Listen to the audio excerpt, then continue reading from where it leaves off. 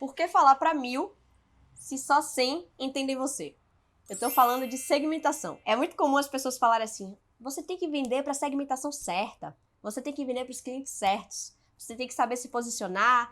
Não sei se vocês já escutaram alguma vez essa palavra, né, segmentação. Ela sempre vem acompanhada de segmentação e posicionamento. Eu chamo de uma dupla dinâmica. Mas hoje eu vou falar para vocês sobre segmentação. Ou seja, por que você vai falar para 1000 pessoas, se naquelas 1000 pessoas, mesmo você pegando um megafone, você colocando um super sistema de som, você botando eles dentro de uma concha acústica, só 100 pessoas entendem o seu dialeto. O seu dialeto, as palavras que você vai usar ali naquele momento, daquelas 1000 pessoas, só 100 entendem. Então por que você vai gastar dinheiro levando eles para a concha acústica, levando eles e colocando todo um sistema de som ao redor, comprando seu megafone e usando as palavras que só 100 pessoas entendem? Isso é segmentação. Isso é trabalhar com nicho, tá? Então, vamos para um case prático. Se você pegar fones de ouvido, vamos pegar fones de ouvido e vamos dizer assim, oi gente, eu vendo fones de ouvido. Bom, toda e qualquer pessoa que ouve música, que joga, né, no computador, que é um gamer, uma pessoa que toca instrumentos musicais, que trabalha com música, poderia ser seu cliente e comprar o seu fone de ouvido. Só que um fone de ouvido para quem toca tem algumas características diferentes de um fone de ouvido para quem corre, que tem algumas características diferentes de um fone de ouvido para quem joga. Então, do que é que vai adiantar eu falar todos os atributos sensacionais para um gamer, quando na verdade eu estou vendendo para um músico que está procurando outros aspectos do fone de ouvido? É por isso que é importante você nichar e segmentar.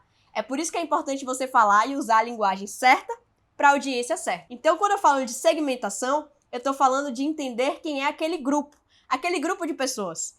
Quando a gente fala do high school, né, ou do colégio, a gente tem sempre os estereótipos dos grupinhos, né, que são as pessoas que meio que andam juntas por terem interesses em comum. Isso não é algo que é só o estereótipo. Isso é uma coisa que é natural do ser humano. O ser humano, ele tem uma necessidade de se juntar, de se assemelhar para se sentir pertencente. Então é muito comum que algumas pessoas tenham comportamentos parecidos, se agrupem. Essas pessoas, elas originam um nicho. E quando você quer vender alguma coisa para aquele nicho, quanto mais nichado, literalmente, você tiver ali, melhor as pessoas vão te entender. Porque mais a língua delas você vai falar, mais você vai aprender sobre elas, mais você vai entender o que elas querem. É muito mais fácil você vender ali 10 fones de ouvido para algumas pessoas que tocam, né? Do que você ir para um lugar que tem 1000 gamers e vender 2 para alguém que, tá, eu posso até comprar esse fone de ouvido. Acho que fica mais claro assim. Então, quando eu falo desperdiçar, é desperdiçar tempo, é desperdiçar seu produto, é desperdiçar toda a tecnologia que pode ter no seu produto, ou, quando eu falo tecnologia, às vezes vocês pensam que é alguma coisa mega rebuscada, mas não. Às vezes, simplesmente, a gente pode trabalhar com nicho no picolé capelinha. Vou usar um exemplo clássico. O picolé capelinha, que tinha no colégio que eu estudava, ele vendia muita manga. Muito picolé de manga. E vendia pouquíssimo de açaí. Né? As pessoas que estavam lá, por algum motivo, elas não curtiam muito açaí. Só que ele vinha depois de um outro colégio, né, que tinha um turno matutino, a gente era turno vespertino, que vendia muito açaí. Então ele falava que ele saía de casa de manhã e enchia o isopor dele só de metade açaí e metade manga. Ele estava trabalhando literalmente com segmentação. Ele sabia que no primeiro colégio ele ia vender os de açaí e que ele não precisava ficar comprando vários tipos, gastando dinheiro com isso, porque voltava para casa dele, ele perdia muitas vezes esse picolé de amendoim, o picolé de outros sabores de coco. Ele comprava metade de manga, metade de açaí. Ele ia para um colégio, vendia todos de açaí. De tarde ele ia para um colégio, vendia todos de manga. Ele estava vendendo picolé e ele está tirando uma aula sobre nicho e segmentação.